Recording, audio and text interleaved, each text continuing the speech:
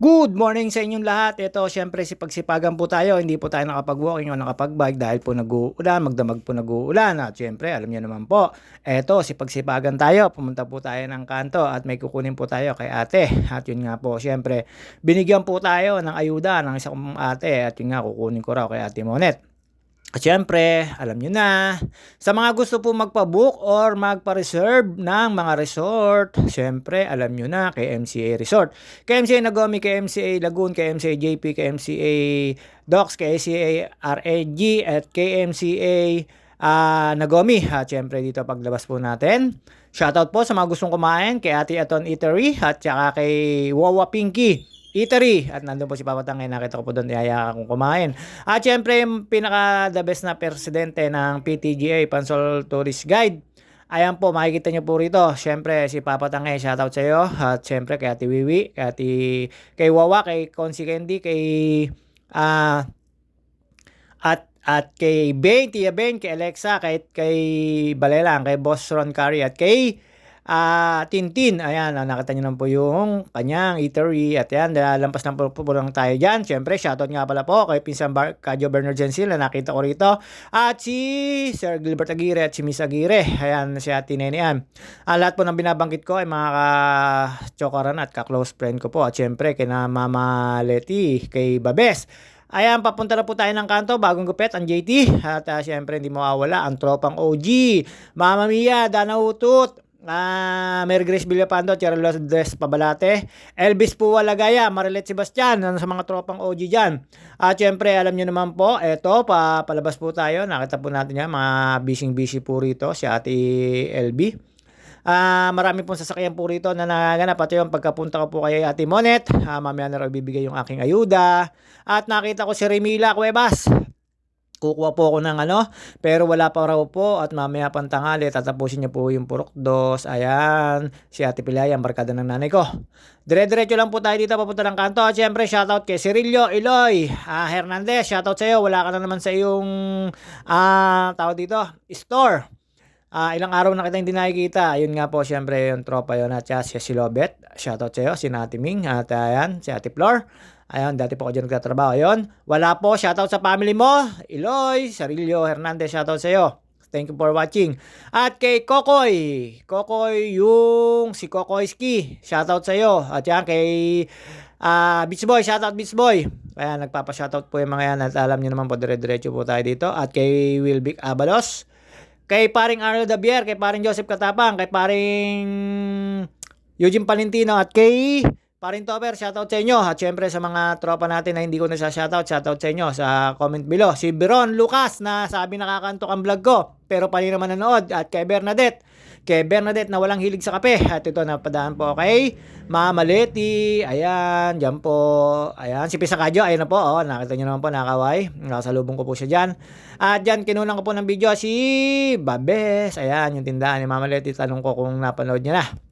At syempre, kinuha ko lang po yung susi ng sasakyan ng ate ko. Ayan, si Boss Ray at si Madam Lisette. Dire-diretso na po tayo dito. Ito, dumaan na po ako sa tindahan ni Eloy. Wala po siya. Siyempre, ayan, dire-diretso. At nakita ko si na Master Ray. Shoutout Master Ray. At yan, si Jomer. Shoutout Master Ray. Ito po yung tindahan ng Talipapa. Alam nyo naman po, siyempre, meron ditong Queen of the Talipapa. Si Lady. Ayun, kumaway po si Boss Ray Gutierrez. Queen of the Talipapa, si Lady. Ayan po, sana all. Laging may paninda. Yung kalaban niya, laging ubos. Laging maaga pa lang, sarado na yung tindahan. Ewan ko ba kung bakit. At pagkapunta ko po rito kay Ate Janet, kinuha ko po muna yung aking susi. Yung susi niya, at ako'y pinapunta po sa Sara and Hazel. Sala pa ako napunta. Napapunta ako sa may, tawag dito, sa Peres. Pero siyempre, Sara and Hazel yan, kinuha ko po. Tapos, pagkakuha ko po ng susi, siyempre, kukunin ko na yung sasakyan at dumaan muna po ako sa isa kong ate. Ayan, magkatapat po sila. Alam nyo na, basta mga bigas-bigas lang, pasok mga suki. At pag sari-sari store, pasok din mga suki sa isa kong kapatid. Ayan, Janet store din po nakalagay. Nakakita nyo naman po, ang dami pong stock ng ate ko. Kaya ayan, pasok lang po tayo dito. Ayan si Bayaw, nakita nyo naman po. At ayan, sabi ko, nasan daw yung ko, ayuda. Mamaya na raw at maraming ginagawa si Ate Monet. At yun nga po, pagkatapos ko po dyan, dumiretso na po ako papuntang simbahan dahil nandun po yung sasakyan. Nakita nyo naman po yung stock niya. At after this, diretso na po tayo at kinuha po yung sasakyan. Pagkakuha ko po ng sasakyan, ayan, nadaanan ko po ulit dito. Ito pa nga to. Busy po yung Kalye Pansol. Papasok po mismong Pansol sa may puntang Barangay Hall. Gawa po ng ngayon ay holiday, Monday. Ewan ko kung ano pong day na holiday ngayon. Siyempre after po ng Sunday na traffic, ewan ko po kung mata-traffic po ako. Basta ako, kunin ko lang po yung sasakyan na yan. Dire-diretso lang po tayo. Nadaanan ko po sila paring Pampeng. Shoutout sa inyo sa mga PTGA agent. Ayan po, mga legit po yan na mga hanap buhay po nila yan. At siyempre yung KMC Resort, Luke Monit Castillo. At dito po, dire-diretso lang po tayo dyan. Busy po yung kalsada na to ngayon dahil po marami na po nagki-Christmas party. Ayan po, sabi, private pool daw. Shoutout daw. Ayan, si Beast Boy po yun. At marami na po nagki-Christmas party, kaya po busy na po ito. Ayan, si Remila. Saan ang ayuda ko? Mamaya pa raw, tatapusin niya po raw itong Purok 2. Ang ligalig mo, Remila. At ayan, nakita ko po, ayan, nakita niyo na po yan, si Ineng. Busy po yan at sinisigawan po ako ni Taray dito, ni Jeric Gutierrez at si Jeric Gutierrez at si paring Jerry Gutierrez na nasa Batangas na nasa anak niya babae. Ayan, pagkalampas po rito nakita ko po si Conchita. Diretso lang po tayo dito at nadaanan ko po dyan si Kasbok at yung nagbabiral na mga nagdi-TikTok, sina Maiko at si Mea at si Dayday. Ayan, kinausap ko po lang dyan si Kasbok at sinabi ko po yung sasakyan ng Cora Paroco ay ayos na galing kasa. Ayun, pagkatapos ko po dyan, diretso po tayo dito na wala pong mga tambay dito. Wala si Ayok, si Brian, si Cesar at ang mga tropahan dito po legend. Siyempre, magki-Christmas party yan after po ng December. Sigurado po may Christmas party. Ayan, nakita nyo naman po, mga tanghali na pong palabas yung mga naliligo. Siyempre, alam nyo naman dito, marami pong mga nagsiswimming dito kasi marami pong resort dito, Capital Resort po rito. Pansol po mismo ito. Ayan, lampas lang po tayo sa kumbento. Pagkakuha po ng sasakyan, rumatyado na po ako papuntang Sara and Hazel at dun nga po napasala pa po yung compute kaya babalikan pa namin mamaya. Siyempre alam niyo naman po, wala pong ka-traffic na daanan natin at smooth na smooth. Di ko lang po alam mamaya. Pero dito po ayan, nakita nyo sa mismong loob pa lang ng Pansol medyo traffic na. Ikaw ba naman dalawang truck nakabalagbag? Ewan ko kung anong pag-iisip meron sila. Siyempre, hindi magkakalusutan yan kasi kaliwat ka na. Isa to, na nakasar na to, at yung isa, ayun. Paano ka makakaiwas dyan kung maraming sasakyan? Pero siyempre, nararanasan din natin yan, mag-antay ng saglit. Pero hindi naman ganyan double parking. Alam na dis.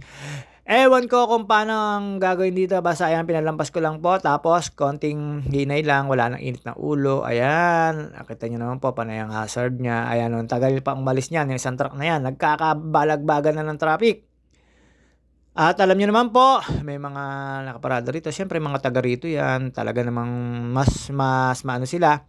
At pagkatapos po dyan, makalampas. Ayan na po. Palabas na po na ng National Road. Kitang-kita nyo naman po, blue tayo. Ayan, medyo napaano po tayo sa traffic. Gawanan po ng may nagbabapot, may nagsakay na tricycle sa harapan. Siyempre, naghahanap buhay yan. Hayaan na lang natin. At kinuha ko lang po yung pera dyan. Tapos yung pambayad dun sa bibilihin. At siyempre, dire-diretso na po tayo. At wala na po tayong dapat ikahiya. Dire-diretso lang po tayo palabas ng National Road. At pagkalampas po natin dyan sa kanto ng Pansol para tayo pumunta ng Kalamba at dumaan po tayo sa may crossing, Halang, Lecheria, Bukal at yun nga po hanggang sa pakalampas po ng bypass. Ito nga po siyempre sa may Barreto. Papunta pong Cuyab, ayan, wala pong ka-traffic, smooth na smooth po ang ano ngayon, ang takbuhan, wala po talaga pagdating lang po dun sa may Bukal, sa may bypass, medyo may ka-traffican po, ang ganda lang po sa Riles, alam nyo naman po, syempre, hindi naman po mawawala ang traffic, lalo po ngayon magdi-December, talaga naman po napaka-traffic ngayon, hindi naman po mawawala ang traffic ngayon, syempre, babalik na raw po yung poso, nakausap po isang poso sa may Sara and Hazel, babalik na raw po yung dating paghila ng mga sasakyan kasi nagba-viral na naman galing hanggang Los Baños po yung traffic pagka normal na stoplight po. Siyempre, wala namang paglalagyan ang mga enforcer. Pagka puro traffic, sasabihin, nandiyan na enforcer. Pagka naman pinabayaan, sasabihin, anong ginagawa ng enforcer? Marami nagmamagaling. Basta ako. Kung traffic, kung hindi. Wag na lang uminit ang ulo. Ayan, nasa na road na po tayo. Pagkakaalam ko sa January magre-renew, mag-aano na ako ng rehistro na ako ng isang sasakyan ko, kailangan natin mag-ipon. At sa January 1, pagkakaalam ko ay bawal na sa national road ang e-bike. Naku po, Ate Janet, aray ko. Siyempre, hindi na kami makapag-e-bike, lagi ng pick-up. Pero okay naman, mas conveniente naman pagka nasa pick-up kaysa sa e-bike. Ang e-bike naman po talaga ay pang national, hindi naman po talaga pwede pang national road yun, pang bayan-bayan or subdivision, baryo. Yun lang naman talaga purpose ng e-bike. Pero kung e-bike ay may lisensya o may rehistro, pwede po sa national road yun. Wala pong pag-aano doon. Kasi minsan, nakikita naman natin, mga minor de edad yung nagmamaneho. Kasi syempre, naturuan. Hindi natin masisisi yun. Syempre, sabi ka mga kabataan. Although na mali. Pagkalampas ko po doon, ito, lampas na po tayo ng bypass. Dito na po tayo sa may papuntang Lecheria, Halang, pero hindi po tayo dumaan. Dumaan po tayo sa puntang crossing.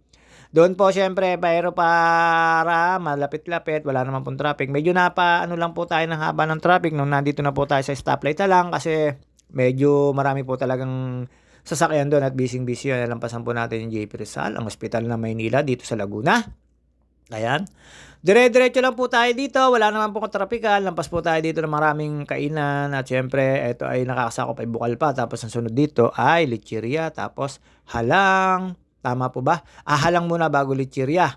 At syempre, alam nyo naman po tayo. Ito, dire-diretso lang po tayo. Mekos-mekos lang. Nung nasa crossing na po tayo, medyo nagka-traffic din po rito. Gwapo syempre, mga paliko po ng mall at yung mga mamimili dito po kasi may Morales tawag dito, tawag doon yung palengke, nilipat na po rito diyan.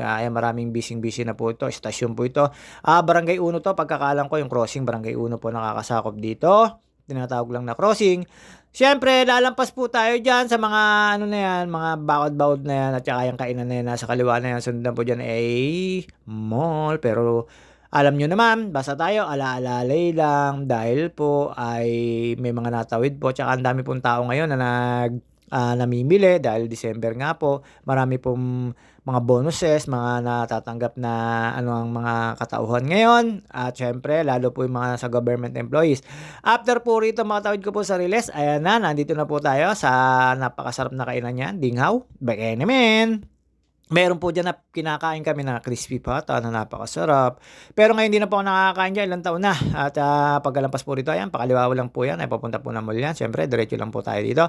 Dito medyo nagkabulbul na sa traffic, pero hindi naman po ganun ka-heavy. Dire-diretso lang naman po. Tapos dito may papunta pong istasyon dito, kaya medyo nababara po tayo dito. Pero konting bigay lang. Ayan, may sisingit po dyan biglang tricycle. Pero kung nasabitan mo, sasabihin, ikaw pa mali. Ayan, nakita nyo naman po, dire-diretso yan. Ayan, may bigla pong pumasok dyan. At alam nyo naman po tayo, mga ka-JT, hindi natin masisisi ang mga naghahanap buhay. Pero minsan, tingin-tingin din pag may time. Hindi naman porki nasa kalsada ka, ayan smooth ang drive ko. Nakita naman, ayan, bigla pong sumingit. Nakita nyo naman po, tapos sasabihin sa inyo, pasensya na. Siyempre, pinagbigyan ko na. At wala naman po tayong gagawin kundi mamimili. At nga po, namili po ako sa pantindahan ng kapatid ko. At pagpasok ko po rito sa Sarah and Hazel, sabi ko wala akong paparadahan, ipasok na lang daw po dito. At yun nga po ang hinanap ko, yung Ate Marie. Parang hindi ko alam kung supervisor o mga dito. At syempre, pagkatapos ko po rito sa Sarah and Hazel, na nagkamali pa ako ng parada. Dito po ako sa Perez Pumarada. At yun nga po, tumawid po tayo. Hawak-hawak natin yung bibilihin. Worth po 30 something. Ayan, pasok na po tayo dito. Baka naman. Kahit po lang, joke lang po yan. Hanap ko lang po yung taong kausap ng ate ko. At yun nga po, nung nakausap ko na, finance na, tapos chineck out na. At syempre, ayan, busy po rito. Diyan po ako nagtanong at tinuro naman niya po sa akin. Ayun, nakasalubong ko na po siya. Ayan, si ate na palabas na may dalang cart. Postcard. Syempre pagkatapos po doon, dito na po ako dumaan sa merkado at may binili lang po ako. Binili ko po yung dalawa kong ate ng puto maha. At syempre hindi na po magtatagal ang video natin. Hanggang dito na lang po tayo. See you on my next video. At chinat po ako ng ate ko. At meron daw kaming pupuntahan at magsisimba kami. Syempre go lang tayo. At ayun, mga ka-JT, ito po yung Kalamba Merkado. Marami na po namamalengke rin dito. Ang dami na rin po mga paninda rito. At busy na rin po rito. Kaya